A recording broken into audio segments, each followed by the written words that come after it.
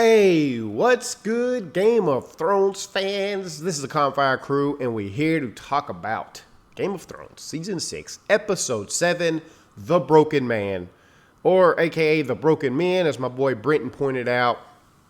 We got a lot of broken men in this, but most importantly, Return of the Hound. We're going to talk about him, and we're going to talk about a lot of stuff that happened in this episode. I'm Campfire Rich. I'm Campfire Nate. Yeah, and this episode was loaded with broken men all over the place. But our number one moment, starting off right off the bat, is the return of the Hound. Yep.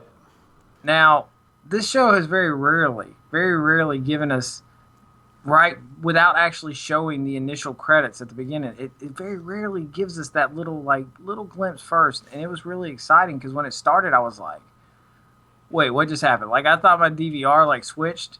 Like it switched to a different show or something at first. I was like, man, what the heck's going on? And then I was like, oh, wait a minute. I was like, here we go. Okay. And then I was like, I knew what was going on. Well, it's funny you mentioned that about the beginning because I started fast forwarding to get through the initial thing so I could get caught up with the live show. And then I was like, wait, I'm missing episode right here. I got to rewind back. So that's funny. Yeah, it was exciting. And then we get to see, Ian McShane's character who we've known that he's coming for a long time. We also knew he was only going to be in one episode. So he finally made his appearance, and then guess who's back? The man himself, the Hound. The Hound. It was exciting to see him. He looks good, looks healthy, looks like he's been eating right. Yeah, he is. We were in our live chat, and somebody, before I got to that actual reveal, somebody's just like, I'm doing good now. The Hound is back. And I was like, well, I didn't get to see that happen, but I'm not surprised or whatever. And the one thing I said was like, man, I hope he's been keeping up on his sword skills because I feel like he was going to need them. And he's out there just chopping wood, and he's staying in shape. But it's great that we have him. I don't know if it was a surprise for a lot of the audience, but I don't know. They've been hinting at it. I feel like we did a video talking about him coming back, so I was glad that finally happened and we got to see him. Let's move on from the Hound a little bit. Let's move over here to what's going on in King's Landing, and we get to see Margery. She's trying to talk to her grandmother. Turns out Margery's been faking this whole time. Again, a lot of people have been alluding to the fact, is she faking? She's such a good actress. Her character, in the show, she had a lot of us fooled like, man, maybe she flipped it for real, but nah, she ain't going out like that. She's working her own plans, and I'm curious as to see to what end. Like, what is it she's actually trying to do? It's a bigger goal, because she could have had the armies come in and kill people and got out that way. So yeah, she's it definitely working something. She's got something going on. But after last week, I kind of assumed I was like, yeah, she's definitely faking it there. But there was a moment when she's talking with the High Sparrow. And right when she's first talking with her grandmother, I was like, well, maybe she is completely, right. She was playing it really good. And then when she snuck that message, I was like, oh, okay. But yeah, you saw the message. It just looked like, like a picture, but I'm wondering. Well, it was a white rose. And then her grandmother's a really big fan of white rose. They had mentioned that later on in one of the earlier episodes in one of the other seasons. Yeah, it's called the Queen of Thorns or something like that too. There's probably something more to that, and I'm sure I'm probably more excited to kind of see exactly what she does. I kind of have an idea what I think she might do, but that's not necessarily a guarantee, so I'm not going to talk about that. But moving on to wait before we move on to the next moment, there was something. I know we had Margery being fake in there, but one of the things that I liked out of that whole segment was the interaction between Cersei and her grandmother. Yeah. Because she blasted her, and I liked it because now Cersei's on her own. I know she was counting on her and the Tyrells to come and fight, and now that she knows that her granddaughter's working her own angle, it seems like she's just going to trust her to do her thing. She's going to kind of retreat, get out of town before she gets, thrown in the pit somewhere. Yeah, and it also kind of seems like it puts Cersei in a desperate situation. Mm-hmm. Like she was reaching out. Already, Cersei doesn't want to team up with her, but she's like, I guess we're gonna have to. And right. She's like, you're an idiot. I'm not teaming up. Just the way they talk is the look on her face was just like, oh, I'm on my own. She's like, the one thing I can get, the only silver lining or joy I can get out of this was that you got beat. And I could take some kind of joy in that. Cersei was just like, you mother effer. Yeah, I couldn't have as much trash as she was talking to Cersei. I was waiting for a mountain smash moment. I kind of was too.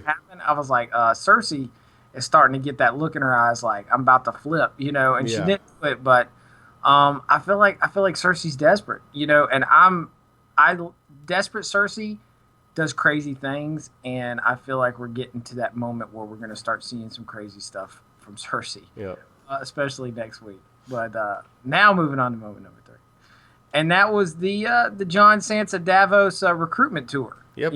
They're bouncing around. They're going all over the place. They the first one they're talking to the wildlings, and I get like the whole point. Like Jon's just like, hey, listen, if you don't do this and help us take this back, these guys are going to come and kill you either way. So it kind of gave them where they basically were like, they don't have a choice. But I like that 1-1 was kind of like, he basically set the tone. I mean, dude, if anyone's going to be fighting with you want a giant. Maybe the last giant at this point, for all we know. But 1-1's like, snow. No. Like he stood up and he was just like, I'm with you. And I mean, dude, that's good enough as far as I'm concerned. I'm like, dude, just let 1-1 go crazy. When you have the person who stands up, you want it to be somebody who other people will follow. When a giant stands up, other people are like, all right, let's just go. But the speech, what do you say? Speech from Tormund, man, gave me chills. Like I'd seen clips of it, and I knew it was coming, but to see it in the context, the little kind of going back and forth, where he's just like, he died for us. He died fighting for us, and I was just like, I was getting chills, and so it was kind of teaming up, and then he just between that and like this is kind of out of order, but they all kind of play a part, but they went to several different other places, know, to see the different reactions from all these different places was so interesting. They went to House Mormont on Bear Island, and I love that little girl is hilarious. Listen to her talk. Jon tried to be all this, and she shut him down, and then Sansa tried to, and she shut him down, and it finally took Davos just kind of put it out there, like being like, hey, let me cut all the bull crap and just put it out there, and that worked. And it was kind of funny when they went through all this effort, and they're like, okay, we'll do it, and you're like, all right, how many guys you got? We got 62. 62.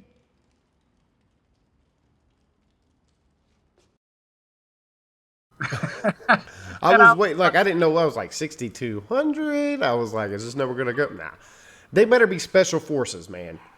Yeah, well, that's what they said. They said each one of ours. So I mean, these guys, because they're from Bear Island, I'm expecting some dudes that are gonna be like, they're gonna look like bears, and then they just gonna jump out and like, they're gonna be sneaking. All people. I don't know, but then they went to the House Glover and they kind of shut them down. So they're kind of in a hard. That's kind of how it leaves them. I mean, they have done some serious recruitment and they've been shut down, and that's kind of where it leaves. So yeah, I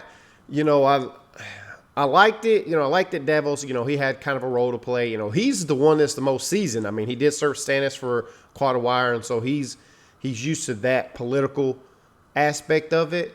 I still, like, it seemed odd. Like, Jon just seemed out of place. Like, he really didn't know what to say. And again, we've talked about it before where we wanted a more authoritative Jon Snow. Like, I know Tormund, had to give the speech and stuff for him, but you wanted a more like, y'all need to follow me, like more gusto. But hey, it allows everybody to have their place. And because they were getting shut down, it leads to what, Sansa's going to do later on. But let's move on to our next favorite moment. And Jaime finally arrives down there to the Riverlands with his army. It kind of smacks the phrase around a little bit, which was very enjoyable, right? I mean, obviously, we're not on the side of Jaime. We're going to side with Blackfish, or at least I am. But, when Jaime comes down there, he's just like, you just allowed all these men to walk into your camp. And, like, you don't follow through with your orders. When I smack, like, I liked it. Those guys were peasants. They were set up like, man, they just made them look like garbage. No wonder Frey's up there worried about, he says, they're laughing at us. No wonder they're laughing at you, dude. Your people are garbage. Yeah, no, they said, like, we're going to kill this guy. Okay. No, seriously, we're going to kill him. Go ahead and kill him. Never mind. Do you think, let me ask you this. Do you think Blackfish just called her bluff? Like these guys, they don't really have the cojones to do I don't this, know. or you think I he think really didn't care? Like, hey, you know I think what? it's 50-50. Yeah. I really think it's 50-50. I think honestly he probably called her bluff, and I also think at this point, like, he doesn't care. You know what I'm saying? Like, he's like, I'm not going to sacrifice what I've got here for one person. You know what I'm saying? Like, you guys have killed like my almost like all my family at this point. You know, so I don't think he cares, but I also don't think he's stupid. You know, these guys are coming out there being like, I mean, 1 second the guy's holding a knife, next second he's got a noose. I mean, dude doesn't even know what he's gonna do. He's just like, yeah, go ahead. So they looked stupid, and I loved the like confrontation between Jamie and the Blackfish when they finally talked to each other, just that kind of like you know, staring each other down, sizing each other up. And Blackfish was just like, he was just like, I'm disappointed. You know, I mean, it was just the dude is I mean, he's a legend, you know, and for him to be like looking at Jamie, and I mean, Jamie's trying to be honorable. And I thought that was great the way he came up there. He's like, oh, I'm going to do. He's like, oh, have you come to fulfill the oath you made to my niece? Yep. Oh no, have you come to bring my? You know what I'm saying? Yeah. Like, have you come to blasted him. Come back and be a slave or whatever he said? Yeah, like he basically cut him off right off the bat. Like he just was like, oh, okay, listen. You know, he was like, well, don't want to get these people killed. And he's like, yeah, let me just take that away from you right now. I'm gonna call you out. What do you got to say about it? And I loved it. No, it was good. I enjoyed the whole interaction there with him and Jamie, especially that conversation like you was talking about, because you get the feeling that Jamie, he doesn't want to be there, and I don't think he wants to attack the cat. Like he doesn't want to have to honor Frey because of what the Freys did. You know, like Jamie's changed.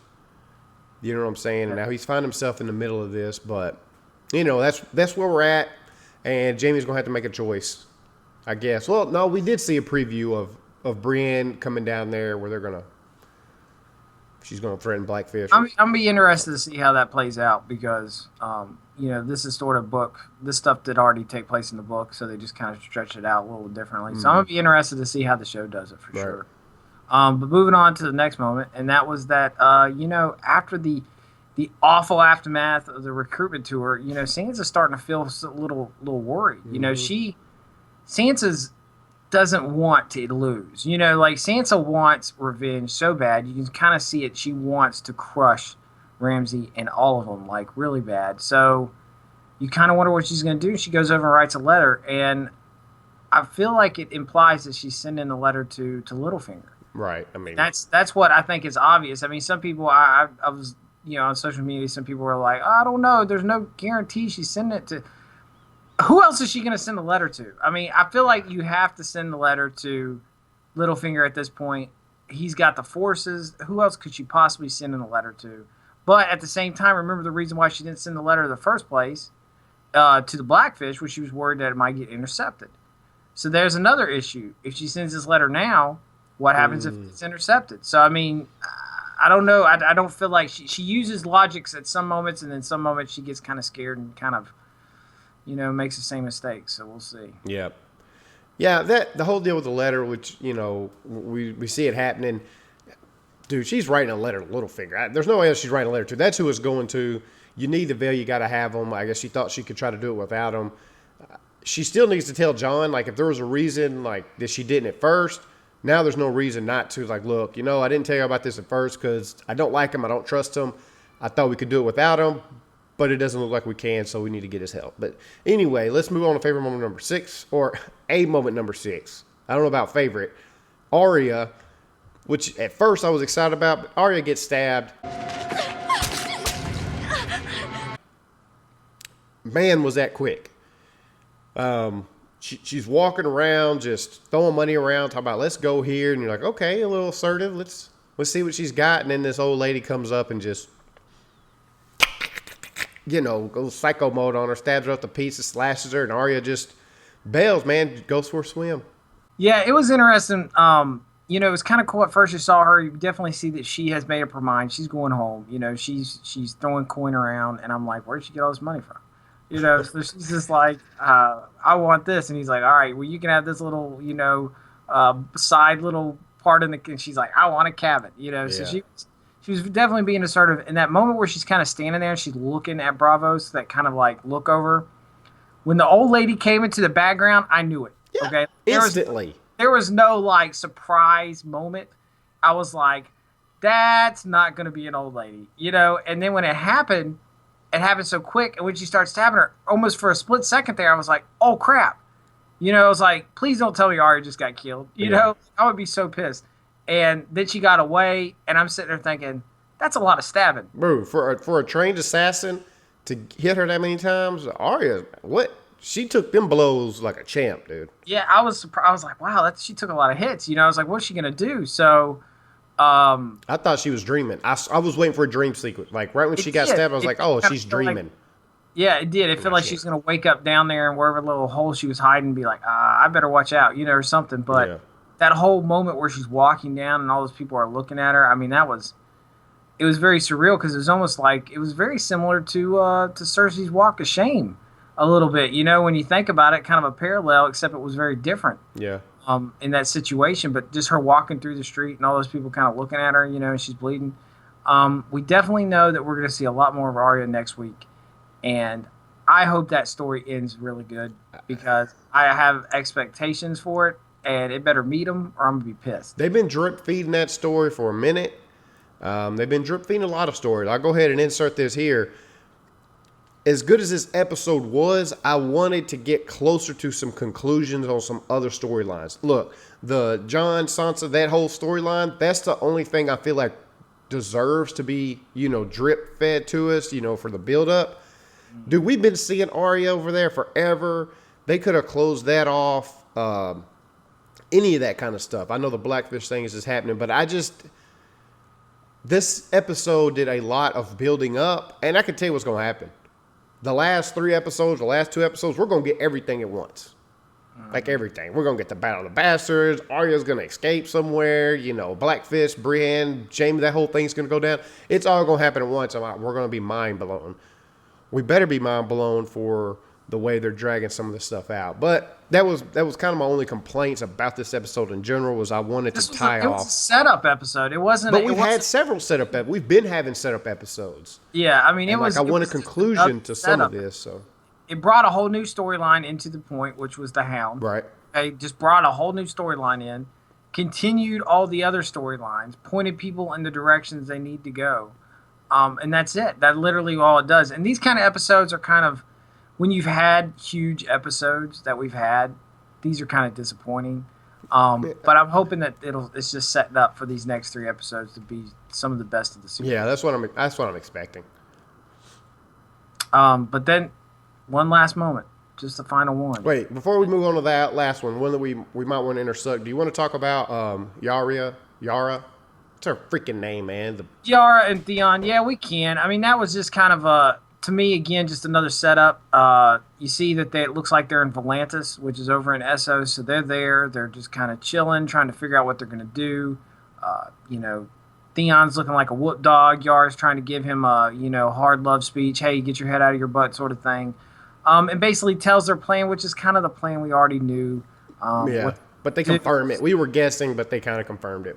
Right, they confirmed it, that they're going to try to go to Dany. And, you know, hey, they got those ships, the ships they need. How many? Exactly 1,000. We have exactly 1,000 ships. What's the odds? So we're going to have that, you know, whole situation take place.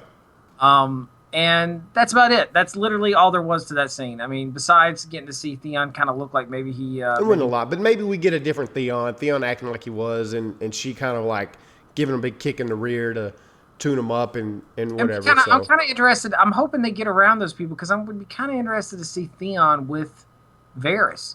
I mean, they're both missing their man parts, and Varys is definitely, you know, more sneaky a little bit. Maybe he can give him some pointers on how to live his life with no little ding-a-lings. Some placements, some things that can help him out. You know, that'd be All right, wrap this up here, Nate. Final moment, and that is the Hound gets pushed into complete attack mode. Yep. I mean, those guys come back, they murder them all. They hang his buddy, you know, the guy who he'd helped bring him back, and the Hound just goes into like this moment, like, you know, he's trying to be a different person. He's trying to be better. He's trying to do all these things. And when he happens, he goes off and he picks up that hatchet and he takes off. And I think it's funny because in the books, everyone's always suspect it's the grave digger who is him. But in this case, there is no grave digger. He's the tree breaker. Yeah. Okay. So the tree cutter guy. And that is what he does. He grabs that axe. Maybe in the books, he'll grab the shovel and go shoveling on and start beating the crap out of everybody with shovels. But he grabs a daggum axe. Right. And somebody's going to get jacked up. I'm excited. I'm ready for it. The medallion that guy's wearing, I don't know if it was super significant, but they had it in your face the whole time, so clear. That's all I could focus on. And now it ends up getting taken at the end when he's hung. That will be what the Hound recognizes. So, whoever's got that is going to die. Yep. So whoever's carrying that, the Hound's going to be like, whoever's going to carry it's going to get an axe in the face. they're getting jacked up. So the Hound has his scent. He's on it. He's on the hunt. And, hey, maybe that conclude quick. We got him. He goes jack some people up. But looking forward to the next episode. Those are some of our, favorite moments, top moments that happened out of this episode. Let us know down below what you thought, what you liked, all this good stuff. Man, drop a like on this video. Subscribe to the channel.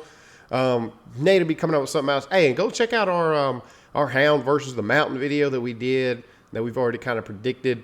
I'll put a link for that down in the description. Man, till next time, guys. We out. See ya.